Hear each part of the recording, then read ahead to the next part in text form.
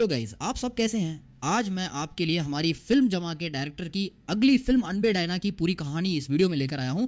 इस फिल्म की one line story के बारे में बात करें तो देखा जाए तो फिल्म का हमारा हीरो पेरम्बूर में अपनी फैमिली के साथ बहुत खुशी खुशी रह रहा है। उसकी फैमिली एक पक्की तेलुगु फैमिली है। घर में उसकी माँ जो कहती है सब वही मानते हैं। वो उस हद तक एक स्ट्रिक्ट मदर है। इसके अलावा वो अपनी जाति के लोगों में ही अपने बच्चों की शादी करने वाली कट्टर जातिवादी सोच रखती है। ऐसी फैमिली से आने वाला हमारा हीरो अपने एरिया की एक एंग्लो इंडियन लड़की से अपने कॉलेज के दिनों से ही प्यार करता है।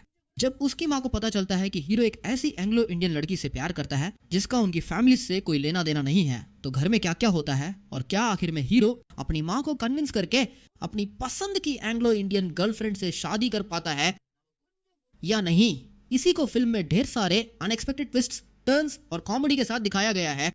यही है फिल्म अनबे डायना। तो चलिए कहानी के अंदर जाने से पहले, और अगर आपको ये वीडियो पसंद आए तो लाइक और कमेंट जरूर करें। जब आप कमेंट, शेयर और लाइक करते हैं तो कमेंट सेक्शन में हाइप नाम का एक ऑप्शन आता है। उस हाइप पर क्लिक करने से हमारे चैनल के वीडियोस ज्यादा से ज्यादा लोगों तक पहुंचेंगे, तो हाइप क्लिक करना ना भूलें। चलिए अब फिल्म की कहानी में चलते हैं। फिल्म के ओपनिंग सीन में ही हीरो के वॉइस ओवर के साथ कहानी शुरू होती है। पेरम्बूर आईसीएफ कॉलोनी में ही हीरो की फैमिली बहुत खुशी खुशी अपनी जिंदगी बिता रही है। सबसे पहले हीरो की फैमिली के हर एक मेंबर को इंट्रोड्यूस किया जाता है। शुरुआत होती है फैमिली के सबसे जॉली इंसान के तौर पर रहने वाले हीरो के फादर से। इस कैरेक्टर को चेतन ने निभाया है। उनके बारे में वो स्पोर्ट्स कोटा से वो स्पोर्ट्स कोटा से रेलवे में नौकरी करते हैं। भले ही वो केंद्र सरकार के कर्मचारी हैं, पर फुटबॉल की वजह से मिली इस नौकरी के बाद भी वो आज भी सुबह शाम खेलते हैं।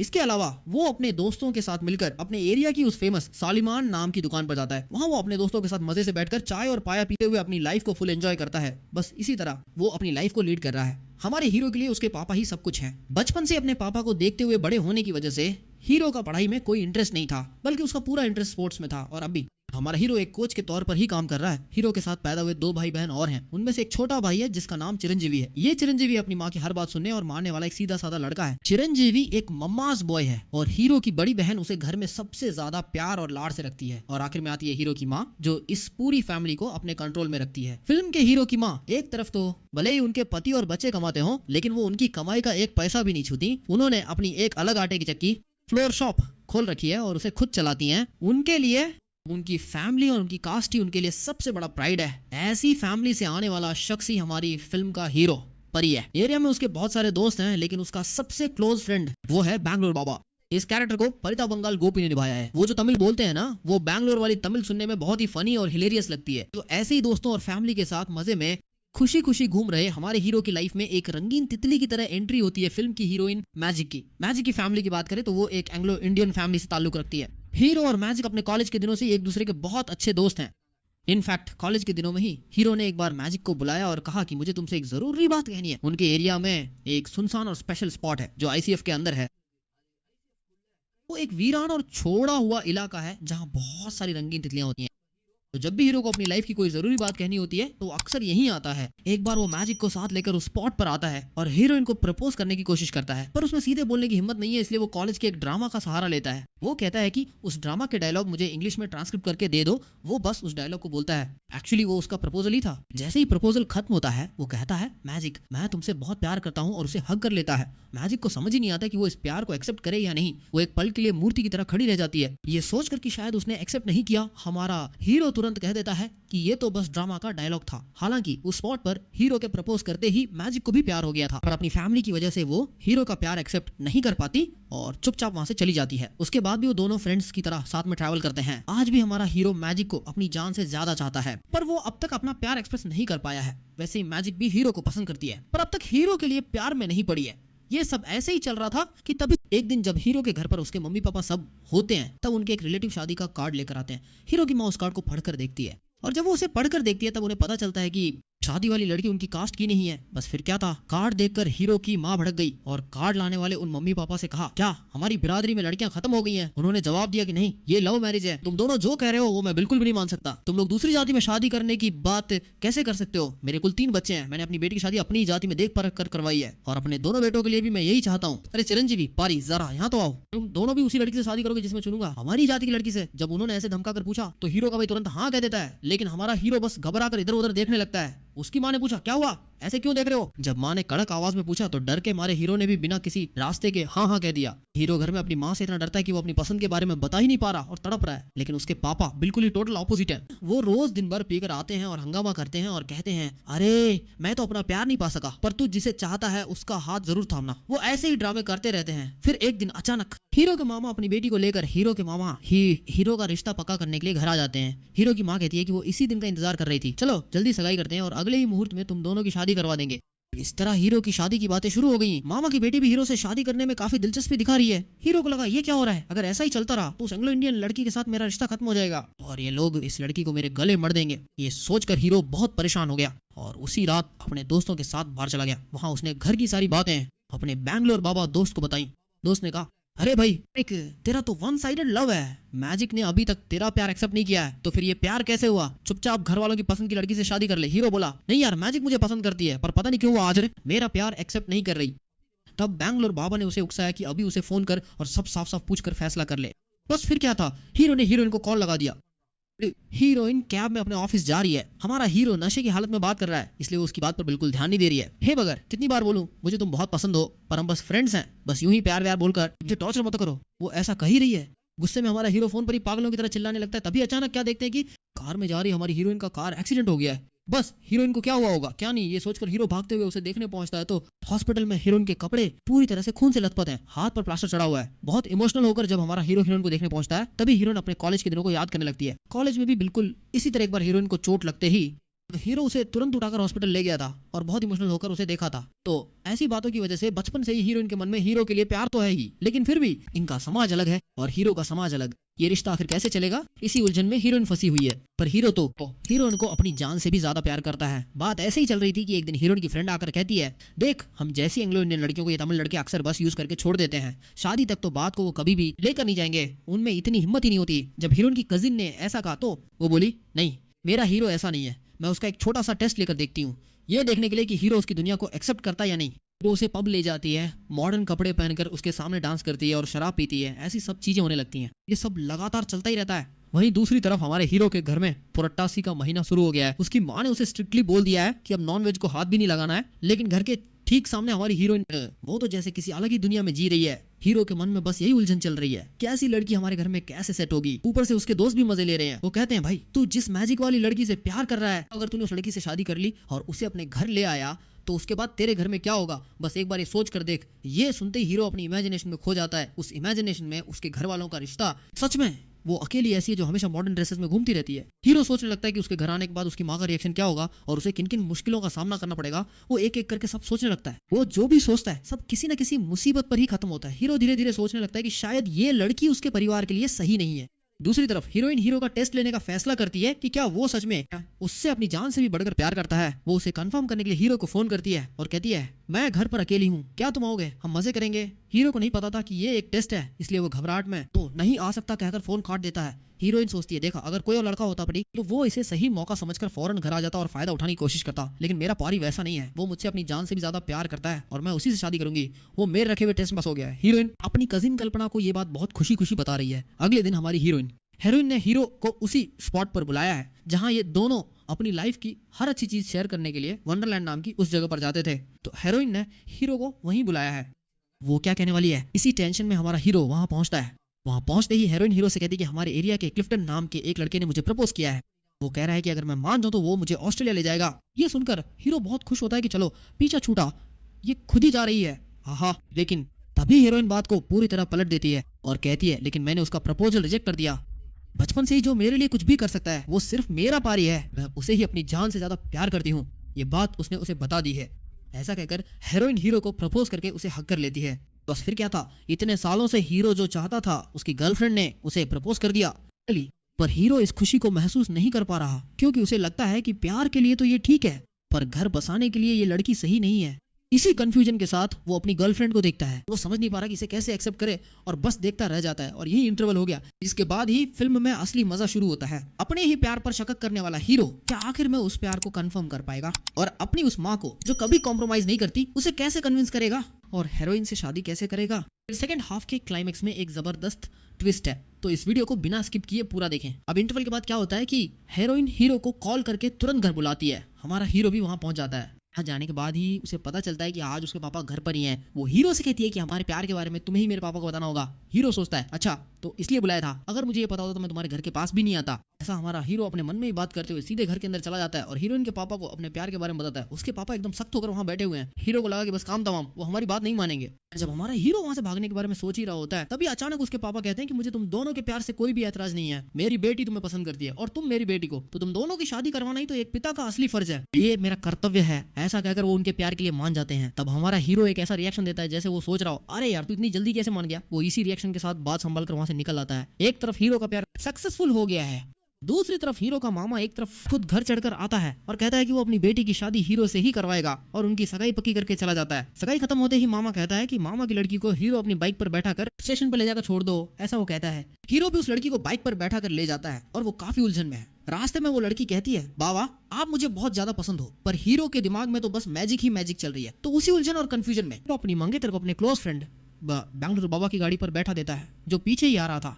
वो कहता है तुम ही इसे स्टेशन छोड़ दो, मुझे एक बहुत ही जरूरी काम है, और बात संभाल कर वहां से निकल जाता है। एक तरफ माँ की जिद है कि सगाई हो गई है तो शादी मामा की बेटी से ही होगी, दूसरी तरफ उसे बचपन का प्यार मैजिक मिल गई है। पर वो लड़की काफी मॉडर्न है और शायद घर के माहौल में सेट ना हो पाए। उसे ये भी टेंशन है कि माँ उसे कैसे अपनाएगी। अगर वो मैजिक से शादी करके घर लाया तो घर के दो टुकड़े हो जाएंगे। माँ तो किसी भी हाल में नहीं मानेंगी, वो हमें घर से बाहर निकाल देंगे। तो इसी कंफ्यूजन में हमारा हीरो मैजिक को भी अवॉइड करने लगता है। उधर हेरोइन सोच रही है कि यार लव कन्फेस करने के बाद ये धीरे धीरे मुझसे दूर क्यों जा रहा है। उसे इसी बात की बहुत चिंता होने लगी। वो लगातार हीरो को मैसेज करके यहाँ वहाँ बुलाती रहती है, लेकिन हमारा हीरो उसे धीरे धीरे अवॉइड करने लगता है। एक दिन हेरोइन हीरो के क्लोज फ्रेंड बैंगलोर बाबा को अकेला देख लेती है। वो फौरन उसके पास जाती है और पूछती है पारी अब पहले की तरह मुझसे बात ही नहीं करता, जब भी पूछो कोई ना कोई बहाना बना देता है, वो ऐसा क्यों कर रहा है, क्या उसे कोई प्रॉब्लम है। जब वो ये सब पूछती है तो वो कहता है क्या मैजिक तुम्हें अभी तक समझ नहीं आया, वो बस ये सोच रहा है कि तुम्हें कैसे छोड़े। सब बस प्यार के इजहार तक ही होता है। उसके बाद जब फ्यूचर में शादी करके घर ले जाने की बात आती है तो उसे लगता है कि उसकी माँ और तुम्हारी पटरी किसी भी तरह से नहीं बैठेगी,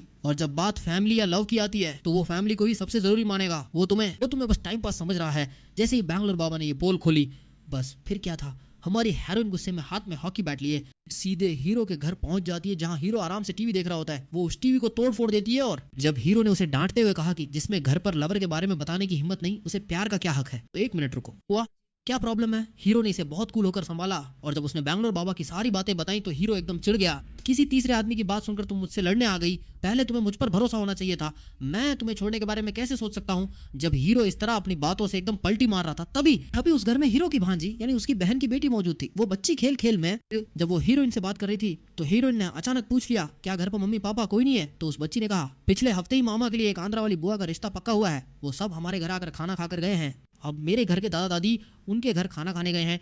इस तरह हीरो को हुए उस एंगेजमेंट के बारे में हीरो की भांजी ने जैसे ही सारा राज वहां खोल दिया, बस फिर क्या था, हीरोइन बुरी तरह भड़क गई। अरे पापी तूने पहले ही घर पर एक लड़की से सगाई के लिए हाँ कर दी है और यहाँ मेरे कानों में भी फूल बरसा रहा है। गुस्से में वो हीरो को बुरी तरह से खरी खोटी सुनाकर चली गई, और बस हीरो की लाइफ अब पूरी तरह से डगमगा रही है। एक तरफ हीरो का मामा शादी के कार्ड छपवाने लगा है, इसी बीच हीरो की जो बहन है वो भी अपने पति के साथ झगड़ा करके अपने मायके में ही रह रही है।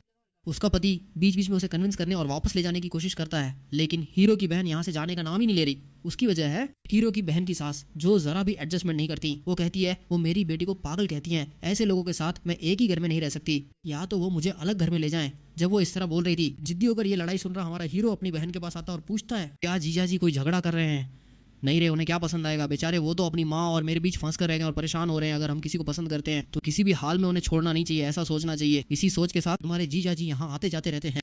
हीरो की बहन ने जैसे ही ये कहा, हीरो को अचानक अपनी बचपन की जान से प्यारी मैजिक की याद आती है। उसने सोचा था कि उसके घर के लिए सेट नहीं होगी और उसे छोड़ने की कोशिश की थी, पर अब उसे एहसास हुआ कि उसने कितनी बड़ी गलती की है। हाँ, उसके दिल में आज भी मैजिक के लिए प्यार है, तो वो फिर से उसके पास जाकर बात करने और उसे मनाने की कोशिश करने लगता है। वो हीरोइन के पीछे पीछे घूमता रहता है, पर हीरोइन उसे भाव तक नहीं देती। एक रात जब हीरोइन बस में कहीं जा रही होती है तो हीरो भी दौड़कर उस बस में चढ़ जाता है। हीरो उसे सब समझाने की कोशिश करता है कि मुझसे गलती हो गई, मैं वैसी सिचुएशन में फंस गया था, लेकिन हीरोइन सबके सामने बस में उसे बुरी तरह डांट देती है कि एक बार में तुम्हें समझ नहीं आता क्या, और वो उस बस से नीचे उतर जाती है। सबके सामने बेइज्जती होने पर हीरो भी उदास होकर और आंखें नम लिए बस से उतर जाता है। तभी हीरोइन पीछे से कहती है अब समझ आया सबके सामने रिजेक्ट होने का दर्द क्या होता है, क्या तुम्हें समझ आया, मैंने जो किया वो गलत था, पर मेरे दिल में तुम्हारे लिए प्यार कम नहीं हुआ है। तुमने खुद ही ये तय कर लिया कि मैं तुम्हारे घर के लिए सेट नहीं हूँ और तुम्हारी माँ को पसंद नहीं आऊंगी और मुझे छोड़ना चाहा। मैं तुम्हें एक आखिरी मौका दे रही हूँ, तुम्हें अपनी माँ को हमारे प्यार के बारे में बताकर उन्हें कन्विंस करना होगा।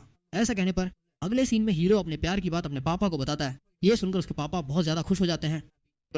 चलो कम से कम तुमने अपनी जाति के अंदर ही न रहकर बाहर की किसी लड़की को पसंद किया, तुम यहाँ जीत गए बेटा।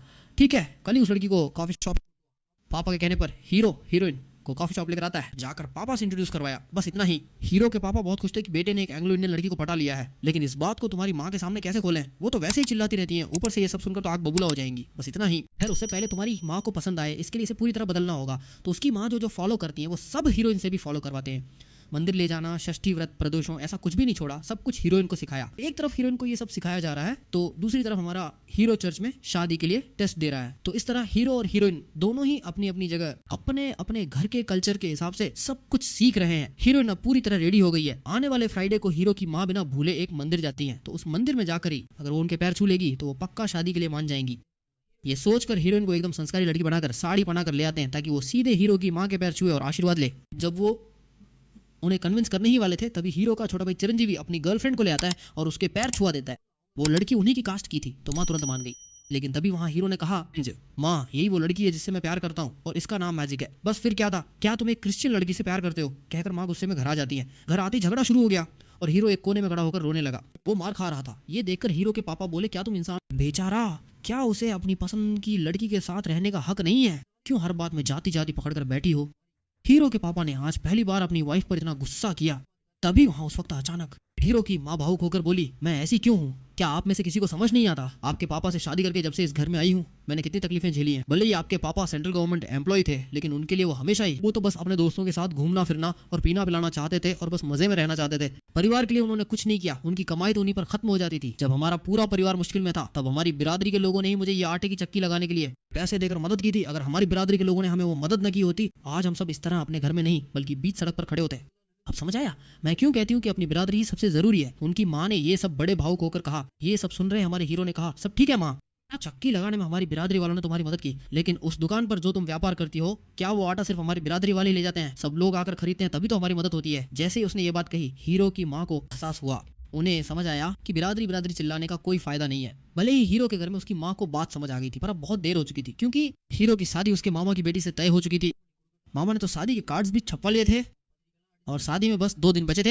हीरो को समझ नहीं आ रहा था कि शादी के दिन उस शादी को कैसे रोके और वो दूल्हे की तरह तैयार होकर मंडप में इंतजार कर रहा था। तभी उसके पिता कुर्सी पर बिना किसी हलचल के बेसुध होकर बैठे थे। हीरो को लगा कि शायद उसके प्यार को न मिलवा पाने के दुख में पिता चल बसे, पर जब उसने हिलाकर देखा तो वो मजे से खराटे मार रहे थे। वो जैसे ही जागे हीरो ने उन्हें देखकर कहा, ओ नहीं ना, मुझे लगा कि मेरी शादी रुकवाने और मेरे प्यार को जिताने के लिए आपने अपनी जान दे दी। पिता ने कहा, क्यों बे, तेरे प्यार के लिए मैं अपनी जान क्यों दूं, जा अपना काम कर। पिता ने उसे ऐसे ही मजाक में भगा दिया। हीरो को लगा कि अब तो किस्मत में मामा की लड़की लिखी है। वो हार मानकर मंडप में बैठा ही था, तभी कहानी में एक जबरदस्त ट्विस्ट आया।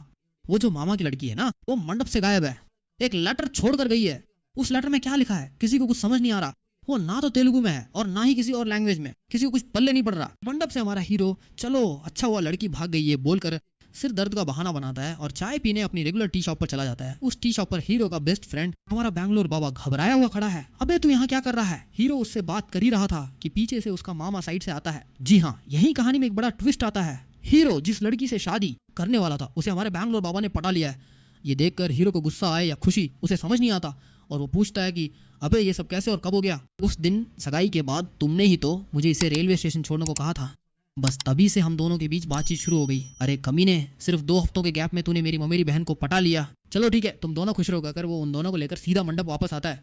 शुक्र है लड़की आ गई, अब मैं अपने भांजे से ही इसकी शादी करवा दूंगा। मामा एक तरफ खुश हो रहे हैं। अरे मामा अभी भी नहीं समझे क्या, ये बैंगलोर बाबा ही आपकी बेटी को भगा कर ले गया था, अब इन दोनों की ही शादी होगी। अरे ये हमारी जात का नहीं है, मामा चिल्लाते हैं। तो हीरो की माँ कहती है, अरे छोड़ो भाई, ये जात पात के चक्कर में कुछ नहीं रखा, जब दोनों चाहते हैं तो इन्हीं की शादी करा देते हैं। जब हीरो की माँ ये कहती है तो हीरो बोलता है, मम्मी अगर ये बात पहले पता होती तो मैं अपनी मैजिक से शादी कर लेता ना। घर वाले पूछते हैं, तूने हमें खुल के बताया क्यों नहीं? हीरो कहता है, लो अब बात मुझ पर ही पलट दी। देखा आपने, हम जो कहते हैं वो आप सुनते कहाँ हैं? हमारे भले के नाम पर आप खुद ही फैसले ले लेते हैं। इस छोटी उम्र में हम आपको समझ लेते हैं, पर आप हमें क्यों नहीं समझते?